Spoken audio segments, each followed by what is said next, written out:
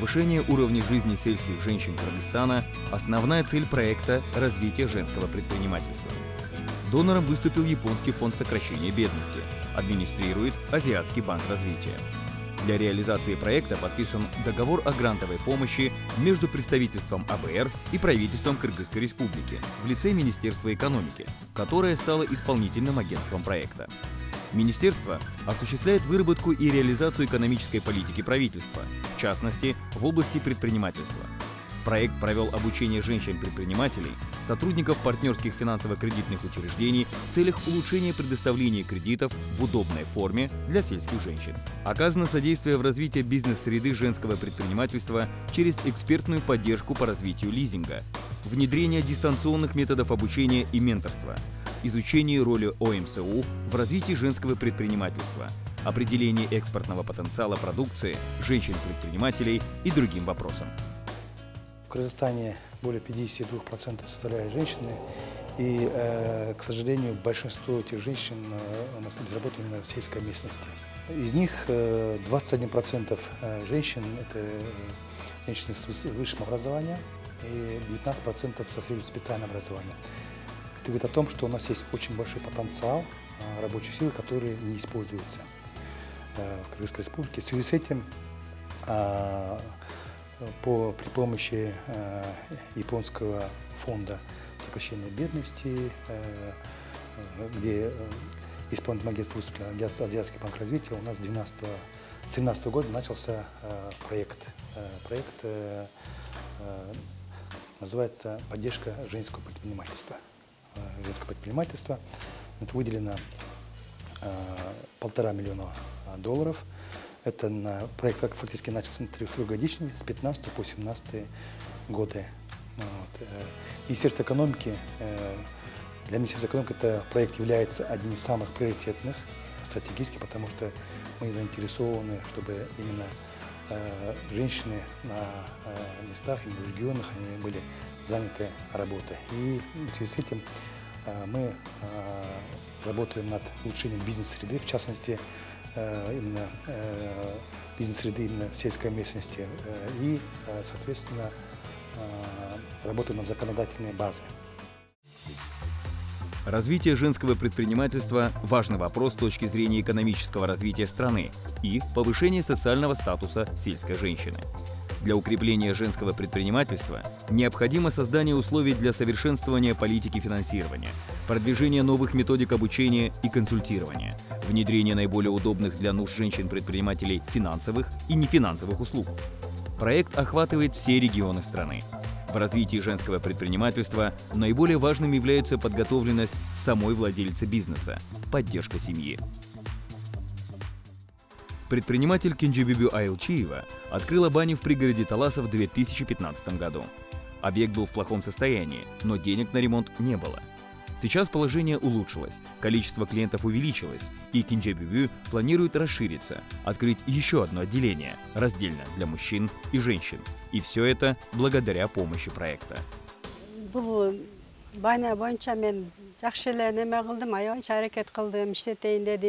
Чтобы привести баню в рабочее состояние, пришлось поработать. Состояние было плохое. Долго думала, как отремонтировать. Узнала о проекте женщины-предприниматели. Посоветовалась там, как можно ее запустить. Она нужна. Взяла кредит, сейчас баня работает.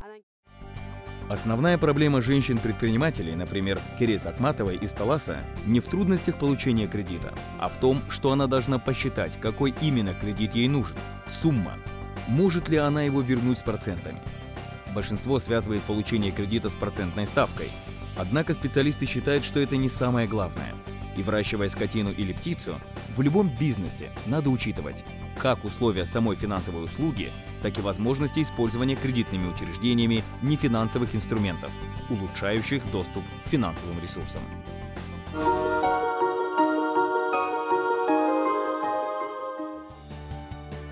Женщины-предприниматели должны знать, какие кредиты им наиболее подходят. Перед получением изучить все условия, оценить свои возможности.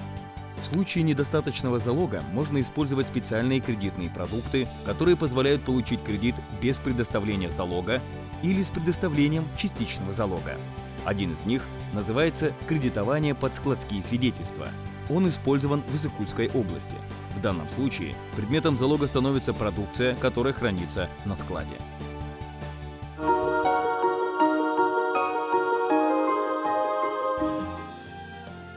Кайыргуль Узакова живет на Иссык-Куле. В прошлом году на складе, которым владеет ее кооператив, хранили 250 тонн фруктов члены кооператива и другие фермеры. Через несколько месяцев после закладки владельцы продукции продали свой товар по гораздо более высокой цене. А до продажи продукции они смогли получить кредит в банке и, самое главное, фрукты стали залогом. Справки для банков о наличии товара выписывают владельцы склада.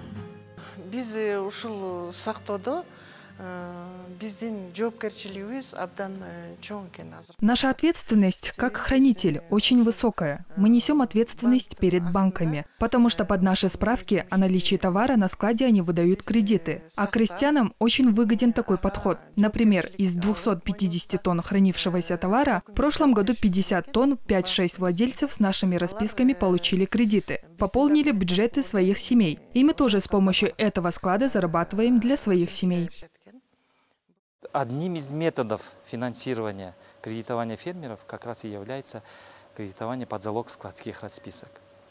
Мы, как эксперты, изучив этот механизм, знаем, что он очень успешно внедрен во многих передовых странах за рубежом. Из стран СНГ, в Казахстане, в России, на Украине очень хорошие примеры есть. Поэтому мы, как эксперты, изучив, и должны посодействовать внедрению этого механизма у нас в Кыргызстане.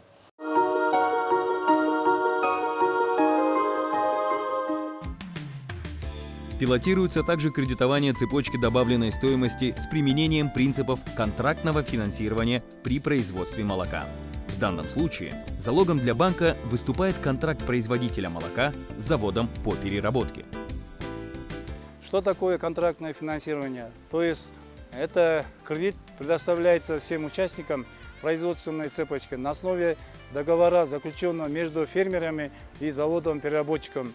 Это дает возможность реализовать упрощенную систему финансирования производства готовой молочной продукции.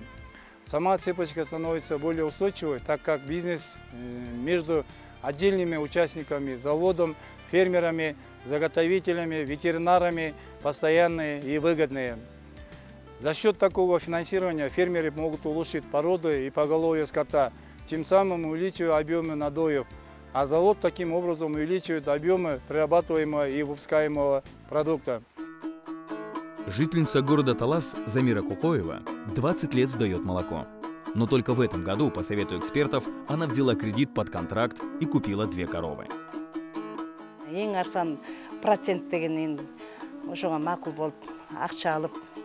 Мы решили, что проценты небольшие. Взяли 2 коров. Результаты неплохие. В июле коровы дали приплод. Все хорошо, молоко сдаем. В общем, выгодно. Проект «Женщина-предпринимателя» нам нравится. Работаем, все хорошо.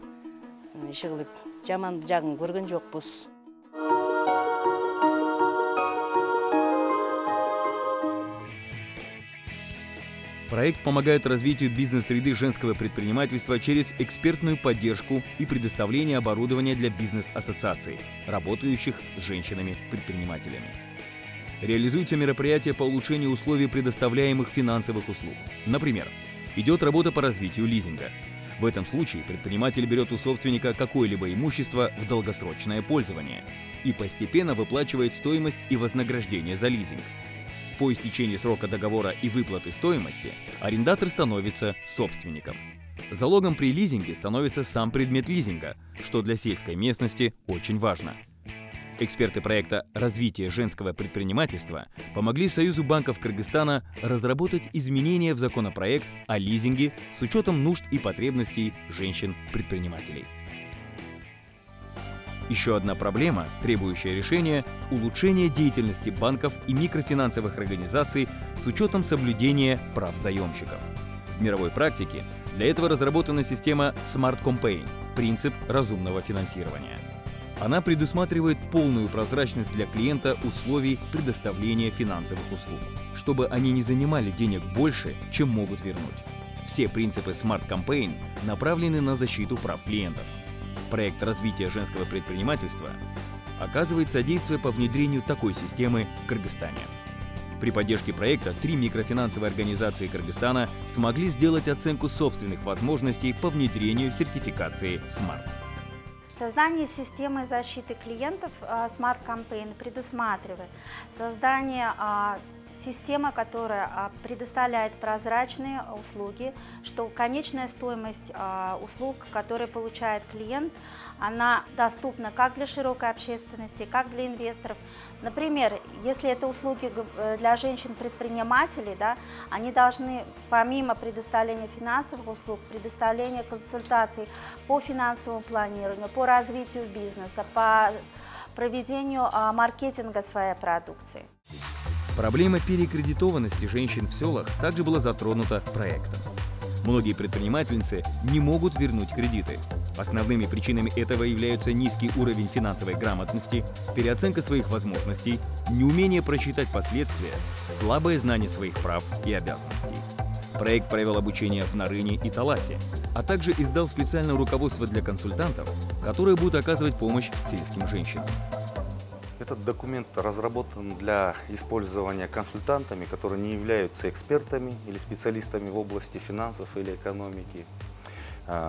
Документ включает несколько разделов, касающихся этических норм поведения, организации работы, вопросов оценки финансового состояния, планирования, ну и правильности выводов и рекомендаций. В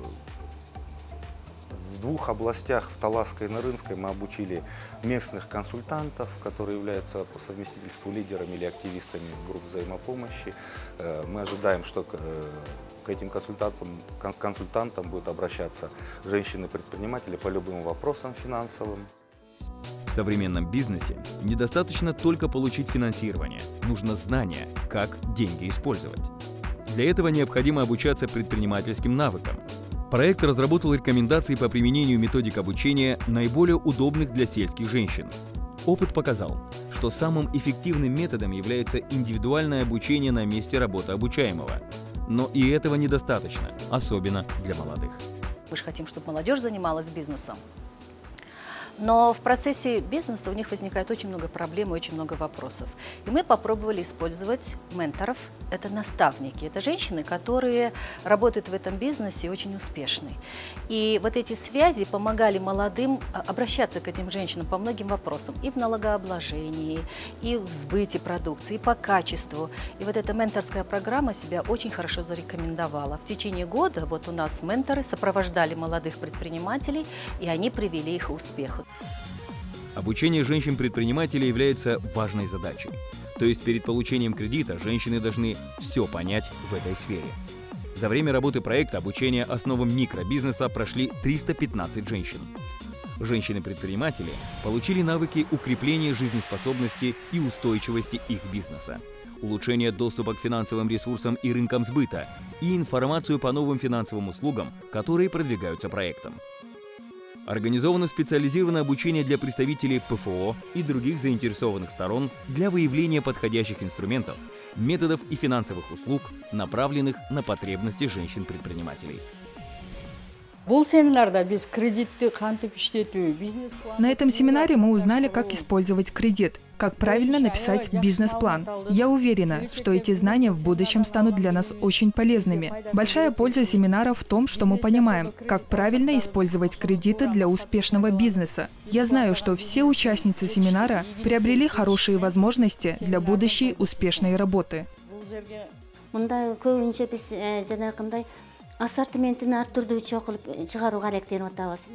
Мы стараемся выпускать разный ассортимент, например, сидушки для стульчиков, женские сумочки, тапочки. Кроме этого, комплекты чехлов для сидений в машине, ковры, паласы для украшения дома. Самые большие 3-5 метров. Еще хотим возродить пошив национальной одежды. Я, например, написала бизнес-план. Хочу взять кредит 150 тысяч. Производство ковров – трудная работа. Шерсть надо очистить, вымыть, подготовить. Я хочу облегчить работу женщин, купить станки для обработки шерсти и ткани ковров.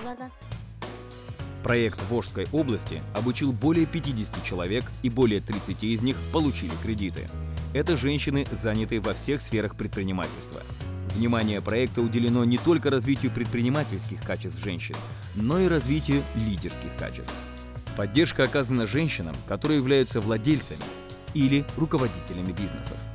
Уделено внимание таким факторам, как создание новых рабочих мест. Участницами проекта создано более 300 новых рабочих мест в сельской местности.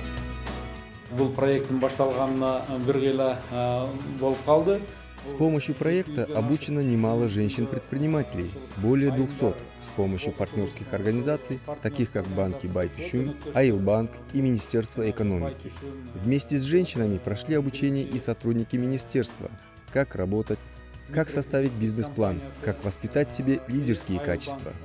Основная наша цель – охватить все отрасли, такие как производство и переработка сельхозпродукции, торговля, туризм, общепит, тепличные хозяйства и швейное производство. В 2014 году я прошла обучение по проекту «Развитие женского предпринимательства». Тогда я только взяла в аренду контейнер на базаре и испытала определенные трудности. Курсы дали мне много полезного – финансовая деятельность, бизнес-планирование, навыки общения с партнерами. Для предпринимательства очень важно расширение рынков сбыта, развитие экспортного потенциала. Эксперты утверждают, что этот потенциал у нас в стране пока очень низкий. Относительно продукции женщин-предпринимателей данная проблема тоже актуальна.